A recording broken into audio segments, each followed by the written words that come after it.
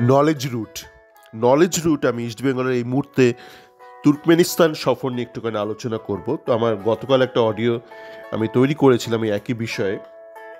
তো আজকে সকালে ঘুম থেকে উঠে দেখি বিভিন্ন ইউটিউব চ্যানেল এবং বিভিন্ন যেই প্রিন্ট মিডিয়া তারা এটা উল্লেখ করেছে যে গতকাল ইস্টবেঙ্গল অনুশীলন করেছে তুর্কমেনিস্তানে আল্টি নাসিরের হোম স্টেডিয়ামে।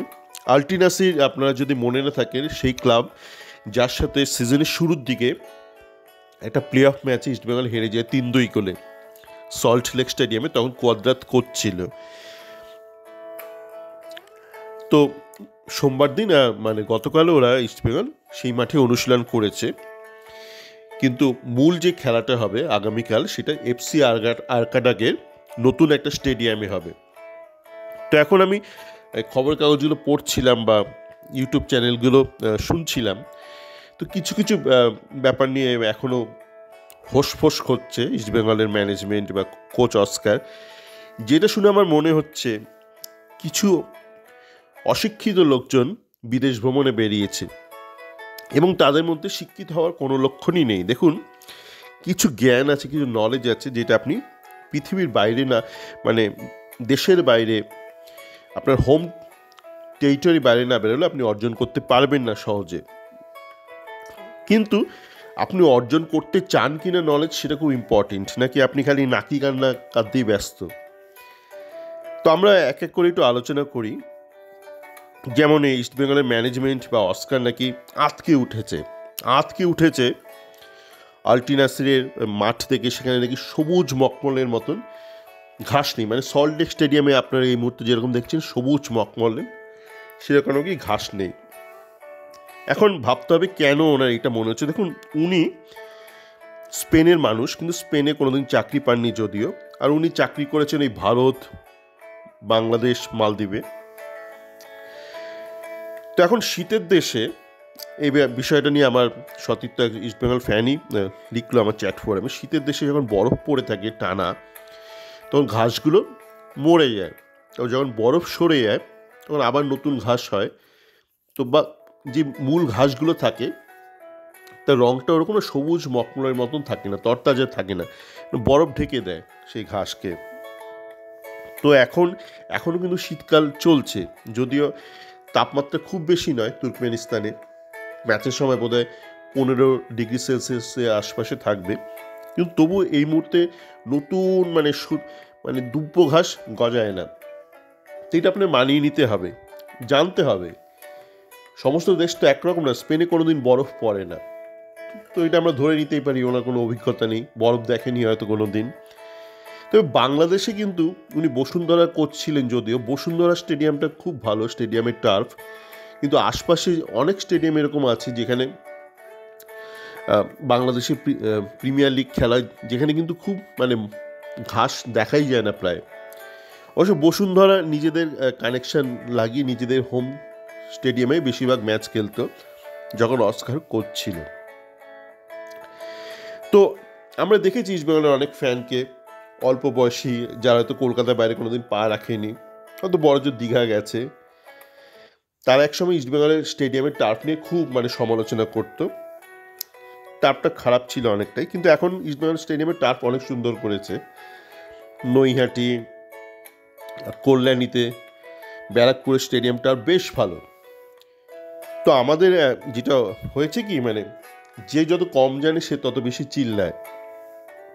আর ওই আমাদের রিলায়েন্স বাবু কিছু সস্তায় মোবাইল করে দিয়েছে, ফ্রি ইন্টারনেট, এক প্রকার ফ্রি। তো তাই তারা মানে খালি ইপিএল, লা লিগা দেখে আর ভাবে গোটা দুনিয়াটা বুঝি এরকম না, গোটা দুনিয়া এরকম নয়। আর ইংল্যান্ডে আপনার তত বরফও পড়ে না, আর স্পেনে লা লিগাতে তো পড়েই না, ইটালি তো পড়েই না, মানে ইটালির যেখানে আপনারা এখন ইটালি অনেকটা পড়ে গেছে ফুটবলে। তো এই এই বিষয়গুলো নিয়ে একটু আপনার জানা দরকার, একটু জ্ঞান অর্জন করা দরকার।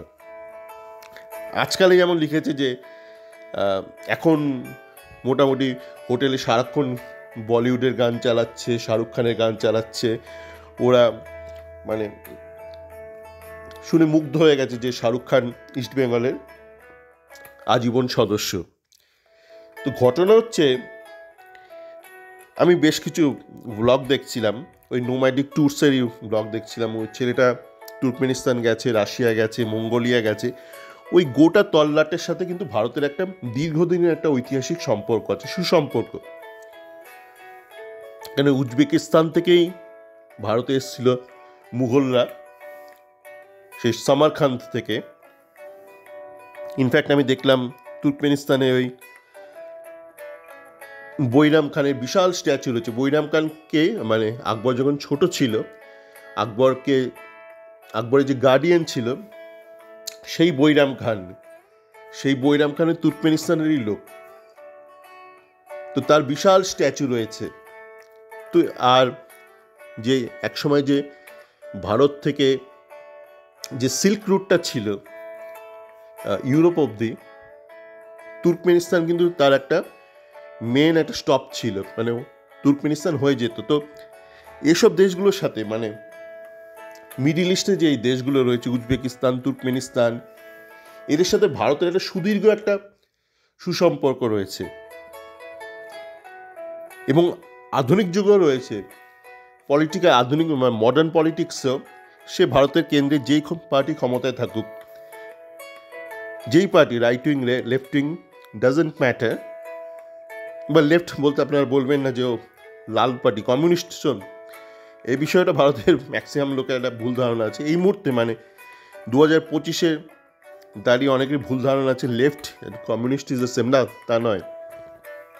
খোদ কংগ্রেসের যে আদি কংগ্রেস ছিল স্বাধীনতা পূর্বে, তার একটা রাইট উইং ছিল, তার একটা লেফট উইং ছিল। লেফট উইং হচ্ছে লেবার ক্লাস ওরিয়েন্টেড, আর রাইট উইং হচ্ছে যারা বিজনেসম্যান তাদের ওরিয়েন্টেড। সহজ বাংলায় বললাম। তো সমস্ত পার্টি, যে কোনো পার্টি কিন্তু লেফট মাইন্ডেড হতে পারে বা রাইট মাইন্ডেড। আমাদের দেশে একটা ইয়ে আছে, রামবাম করতে করতে আমরা কমিউনিস্ট আর বামটাকে এক করে দিই। যাকে রাজনীতিতে গিয়ে কাজ নেই আমাদের। ঘটনা হচ্ছে ভারতের কেন্দ্রীয় সরকার লেফট মাইন্ডেড হোক বা রাইট মাইন্ডেড, আধুনিক যুগেও কিন্তু গত 100 বছর ধরে সোভিয়েত রাশিয়ার সাথে দারুণ সুসম্পর্ক বজায় রেখেছে। এবং এই দেশগুলোর যেহেতু কালচারটা একদমই ওয়েস্ট ইউরোপ টাইপ নয়, মানে ওয়েস্ট ইউরোপ মানে আমি বলতে চাইছি ফ্রান্স, ইংল্যান্ড বা ইউএস কালচার, এদের সঙ্গে কোনোই সম্পর্ক নেই। এদের যে কালচার একদমই সম্পর্ক নেই। সেই জন্য এদের সাথে মানে ইন্ডিয়ান মুভিজের বিশাল একটা সুসম্পর্ক। এদের যে সরকারি গণমাধ্যম আছে, সেই গণমাধ্যমে হিন্দি সিনেমা বা বলিউডের মুভি এরা এদের স্থানীয় ভাষায় ডাবিং করে দেখায়। সুতরাং এমন নয় যে শাহরুখ খান ইসমাইলের সদস্য বলেই এক্সট্রা আদর আপ্যায়ন করছে। এরা মানে ভারতীয়দের পছন্দ করে। এখন আমি জানি ভারতে এখন অনেক মানুষ আছে যারা ধর্ম নিয়ে বেজায় সেন্সিটিভ, আমি তাদের উদ্দেশ্যে কিছু বলছি না।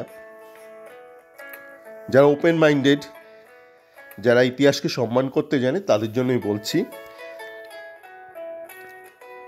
যে জ্ঞান অর্জন করতে চায় না তাকে জ্ঞানী করার আমার কোনো ইচ্ছে নেই, কোনো অভিপ্রায় নেই। মানে আমি কোনো পাবলিক এডুকেশনের জন্য এই অডিওটা তৈরি করছি না। এটা ক্ষুদ্র সংখ্যক মানুষ যারা জ্ঞান সঞ্চয় করতে চায়। তো আরও কিছু এরকম অভিযোগ দেখছিলাম। আরকাডাক শহর, যেটা আশকাবাদের একটু কাছেই, সেখানে কি জনসংখ্যা খুব কম। একটা দেশের জনসংখ্যা বা শহরের জনসংখ্যা কম বলে ইস্টবেঙ্গলে কি এসে যায়? বলছে গা ছমছম করছে। এবার আপনি কলকাতায় থাকেন, আপনার কলকাতায় এসে অনেকে মানে ক্লস্ট্রোফোবিক লাগে। আমি বলছি অনেকের লাগে যারা এসব ফাঁকা দেশ থেকে এসছে, মানে মানিয়ে নিতে হবে। তবে অনেকে বলছে 10টা সিম কার্ড পাওয়া গেছে, ভিপিএন দিয়ে কানেক্ট করতে হচ্ছে হোয়াটসঅ্যাপ। কেন? হোয়াটসঅ্যাপ আমেরিকান প্রোডাক্ট, তাই তার সাথে এই মুহূর্তে একটু সমস্যা রয়েছে তুর্কমেনিস্তানের বা এক্স সোভিয়েত ব্লক নেশনসের। তা আছে তো আছে, আপনার কি এসে যায়? আপনি ভিপিএন দিয়ে কানেক্ট করে কথা বলুন না। আপনি কি মানে কত কথা বলবেন? গেছেন তো খেলতে নাকি বাড়িতে বউয়ের সাথে আর গার্লফ্রেন্ডের সাথে ঘন্টার পর ঘন্টা হ্যাজাতে গেছেন?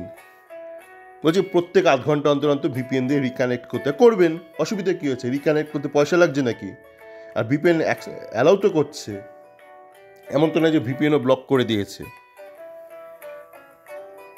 তো এরকম বলছে ভাষা বুঝতে পারছি না। আপনি ভাষা কী করে বুঝবেন? আপনি তুর্কমেনিস্তান ভাষা জানেন কি? তো জানি না, মানে ইস্ট বেঙ্গল ম্যানেজমেন্ট আর বিদেশে পাঠানোর আগে একটা কালচারাল ওরিয়েন্টেশন, একটা ট্রেনিং করানো উচিত ছিল যে এই দেশটা কিন্তু আমেরিকা নয়, এ দেশটা ইংল্যান্ড নয়, এ দেশটা তোমার ভারত নয়, তোমার বাংলাদেশ নয়। তো এই ধরনের মানে হোমওয়ার্ক না করেই চলে গেছে। এই যেমন এরা যখন সল্টে খেলতে এসেছিল, অস্কার কোনো হোমওয়ার্ক করেনি যে এরা যদি ডিফেন্সিভ ফুটবল খেলে তো কী করে এদের ডিফেন্স ব্রেক করতে হবে। তেমনই এখন যখন গেছে কোনো হোমওয়ার্ক করে যায়নি যে তুর্কমেনিস্তান দেশটা কেমন, সেখানে আমরা কি পরিস্থিতির সম্মুখীন হতে পারি। জাস্ট চলে গেছে এরা। যাকে এটাই বলার ছিল। সকলে ভালো থাকবেন। আরেকটা কথা বলে শেষ করি, যেটা আমি আমার আগের অডিওতে গতকাল বলেছিলাম। এই যে ইস্টবেঙ্গল এই মরশুমে দুটো টিমের সাথে খেলার সুযোগ পেয়েছে, আলটি নাসির আর আরকাডাক। এরা ওই দেশের ইস্টবেঙ্গল মোহনবাগানের মতন খুব শক্তিশালী দল। তো এই নাকিকান্না না কেটে ইস্টবেঙ্গল ম্যানেজমেন্টের উচিত এই দুটো দলের সাথে একটা সুসম্পর্ক স্থাপন করা, যাতে করে আগামী দিনে ধরুন কোনো প্রি সিজন খেলতে গেলাম আমরা, ওখানে দুটো দলের বিরুদ্ধে খেললাম, বা আইএফএ শিল্ডে এদের আনা গেল। আইএফএ শিল্ডে তো পারো এফসি আসছে, এবং আগে যখন সোভিয়েত ইউনিয়নের টাইমে যখন নেহরু কাপ আয়োজন করা হতো ভারতে, তখন কিন্তু প্রত্যেক বছর সোভিয়েত ইউনিয়ন দেশ থেকে খুব শক্তিশালী টিম পাঠানো হতো। তো শুধু মানে শত্রু বাড়াবেন না, কোথায় বরফ পড়ছে তার জন্য ঘাস কেন সবুজ নেই ইনি নাকিকান্না কাঁদবেন না। দরকার আপনি যাবেন না, আপনার তো যোগ্যতা নেই ইন্টারন্যাশনাল ম্যাচ খেলানোর কোচ হিসেবে, যাবেন না। বাংলাদেশে চলে যান, ভুটানে যান, নেপালে যান। আন্তর্জাতিক ম্যাচ খেলানোর মতন যোগ্যতা আপনার নেই, আপনার মানসিকতা সেটা নেই যে নাকি কান্না কাঁদছেন একটা শীতের দেশে কেন বরফ পড়েছে তার জন্য কেন ঘাসের রঙটা সবুজ নয় মখমলের মতো। স্পেনে চলে যান, গিয়ে বাচ্চাদের খেলা শেখান দরকার পড়লে। তো এই সুযোগে এই যে ভারত ইস্টবেঙ্গল তুর্কমেনিস্তানে গেছে, পারলে ইস্টবেঙ্গল ম্যানেজমেন্ট চেষ্টা করুক আরকাডাক এফসি আর আলটিন আসির এফসির সাথে একটা সুসম্পর্ক স্থাপন করা, যাতে করে ভবিষ্যতে তারা কলকাতা আসতে পারে। ধরুন কোনো একটা টুর্নামেন্ট আয়োজন করা হলো ইস্টবেঙ্গলের সাথে এই দুটো দলের, বা সেখানে ইস্টবেঙ্গল খেলতে গেল, বা আয়োজিত আইএফএ শিল্ডে দুটো দলকে আনা গেল, বা একটা দলকে এলো। আগে তো আসতো এই আইএফএ শিল্ডে পাক্তাকোর, পাবলাদোর, পাক্তাকোর এরা অবশ্য অন্য একটা উজবেকিস্তানের, একটা ইউক্রেনের খুব সম্ভবত। পাক্তাকোর তো আপনার উজবেকিস্তানে তো হতোই গেল। আর এই মধ্যপ্রাচ্যের এই দেশগুলোর সাথে বললাম সেই সিল্ক রুটের আমল থেকে সুসম্পর্ক ভারতের। ওখানে ওই দেশের অভ্যন্তরীণ রাজনৈতিক ব্যবস্থা নিয়ে ইস্টবেঙ্গলের মনে হয় না কোনো নাক গলানোর প্রয়োজন আছে। ইস্টবেঙ্গল বা ইস্টবেঙ্গল ফ্যানদের বা বাঙালি মিডিয়াদের নিজেদের চরকায় এদের তেল দেওয়া উচিত। কোন দেশ কীভাবে চলছে সেটা একান্তই তাদের নিজস্ব ব্যাপার। খাওয়া দাওয়া ঠিকঠাক পাওয়া যাচ্ছে, এফসি নিয়ম অনুযায়ী ম্যাচের আগের দুটো দিন ভালো স্টেডিয়ামে প্র্যাকটিসের সুযোগ করে দেওয়া উচিত। তো ওরা যেরকম পরিস্থিতিতে প্র্যাকটিস করছে ইস্টবেঙ্গলকেও সেরকম পরিস্থিতি দেওয়া হয়েছে। আগামীকাল যে স্টেডিয়ামে খেলা হবে সেই টার্ফ সল্টলেকের মতো না হলেও সেই টার্ফে ইস্টবেঙ্গলের সাথে সাথে আরকাডাকও কিন্তু খেলবে, এবং সেখানে এফসি ম্যাচ কমিশনারও আছে। সেই টার্ফ এফসি অনুযায়ী না হলে ম্যাচ বাতিল হবে। তো নাকি কান্না কাটছেন কেন? যাচ্ছেন খেলতে, একটু পরিকল্পনা করে খেলুন। একটু পরিকল্পনা করে ভালো করে খেললে কাল ইস্টবেঙ্গল জিততেও পারে। ওই নেজমে যে ক্লাবটাকে ইস্টবেঙ্গল হারিয়েছিল তার প্লেয়াররা কিন্তু ব্যক্তিগত স্তরে অনেক বেশি স্কিলফুল আর্কাটেকের প্লেয়ারগুলোর থেকে। তো খেলায় মনটা দিন, আর বিশ্ব নিয়ে আপনার জ্ঞান বাড়িয়ে কাজ নেই, কিছুই তো জানেন না কোন দেশ কীরকম। সব দেশকে ভাবেন সবুজ মখমল লা লিগা ইপিএল দেশ। ফ্যানদের কথা বাদিয়ে দিলাম, সকলে ভালো থাকবেন।